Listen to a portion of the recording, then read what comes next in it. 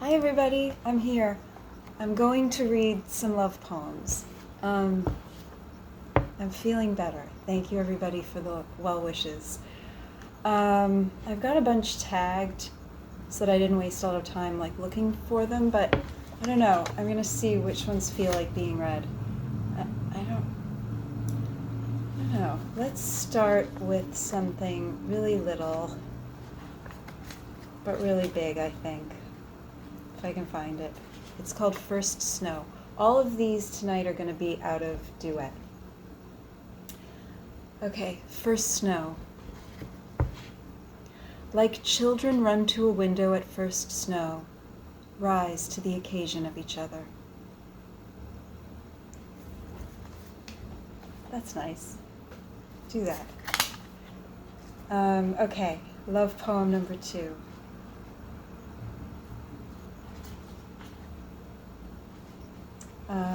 I know what I want to read next. This is a poem called Inclination.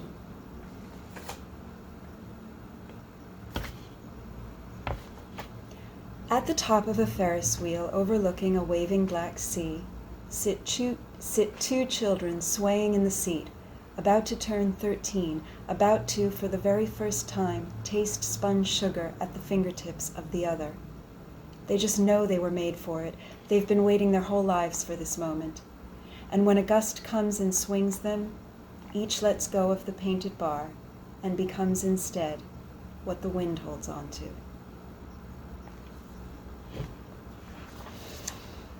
That was called Inclination.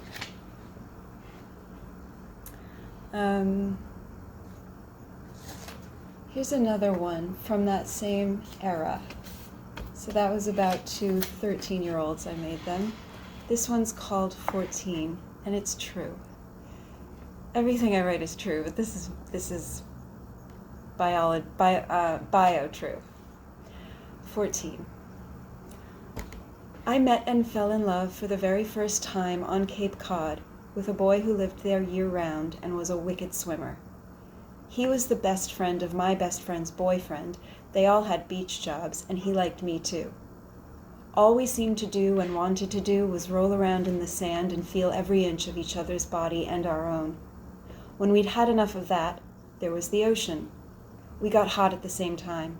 This was my favorite thing. Oh my God, it's so hot, we have to go in. Oh my God, yes. And he'd pull me by the hand up off the blanket, and we'd run laughing down the beach straight into the icy Atlantic, where sometimes we'd lose each other's hand for a minute, but then a wave would deposit us onto each other's shocked new body in the extraordinary relief of love. That one always chokes me up. Ugh. Very lucky. Very lucky that that was my first love. Let's see. Let's save that one. You know, I'm gonna read this one. Let me see if I can find it. When I wrote my little note on Valentine's Day, I mentioned the continuum of Valentine's Day, how we're all at different points of it, of love.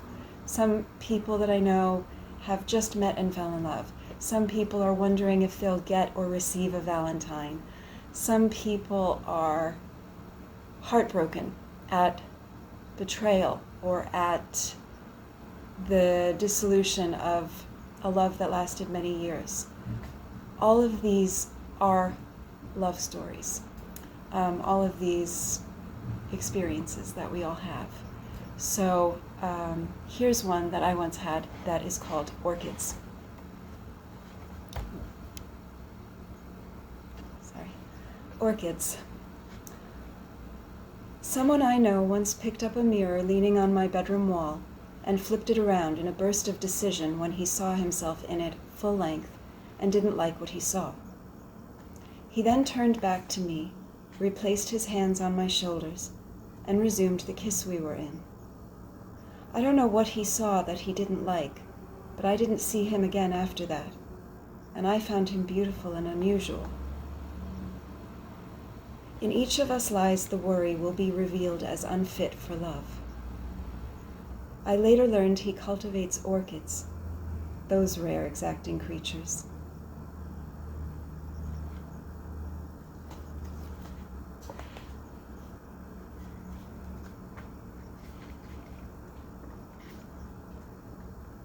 I'm glad I wrote that. It gave it a place to live. You know, we talk a lot about ghosting when you know, you have no idea what happened and someone disappears, or they have no idea what happened and you just disappeared. That was a moment in my life where that could have happened, but I think I did the right thing for myself. I think I sat with it and arrived at that for myself. I won't know what went on for him, but I know for me. I gave it a story, I gave it a name. I gave it a place to live. I honored the moment, like everyone says we should. And I hope if other people read it or hear it, you can also, if you're in the moment of some kind of a rejection, you'll feel a little better about yourself in the middle of it. Okay, here's another one that is, well, you'll see what it is. You'll see what it is. It's called September. Go mad with grief and lust. Mourn even the dying of grief. Love someone so completely.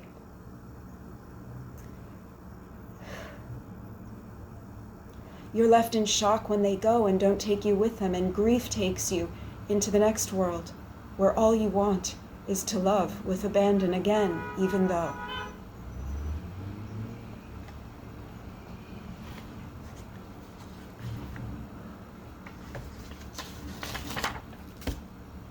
Thank you if you're still watching.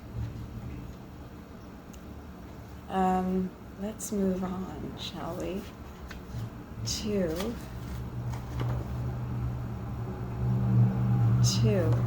this one. This is called The Space That You Occupy. The space that you occupy inside my chest is a prism of stained glass and sunlight, arches and spires. The floors are slate and heart pine worn smooth by striding Franciscans. There is a chalice for each of us of cool water the mystics talk about. The bells that ring on the hour include us in their reverberations. In solo and unison, we chime back.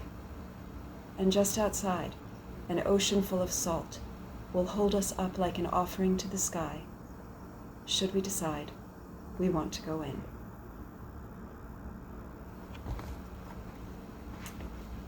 I'm going to do one more. Gonna do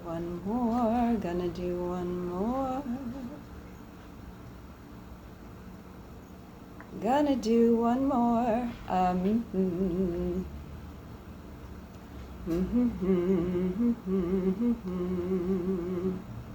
Okay, I'm going to read this one. It's kind of, okay. I daringly or stupidly, called it love. But that's what it's called. Okay. My poems always tell me their name after I write them, by the way. That's how I do naming. I get to know a thing, an idea, I work it out. Same thing with my photos. After the thing materializes, it tells me what its name is, the same way you meet a person and they introduce themselves. The things I make do the same thing, because they exist, and then we meet each other, and then they tell me their name. This one is called Love. Fear it as it approaches. Fear it as you and an other near its yielding border and are surprised by its easy pull and clear welcome. Fear it as creatures feared the first eclipse. Fear it as the sentient fear the monumental. This is origin. This is all the gods. This is the stag and the fawn and the dough. This is gentle.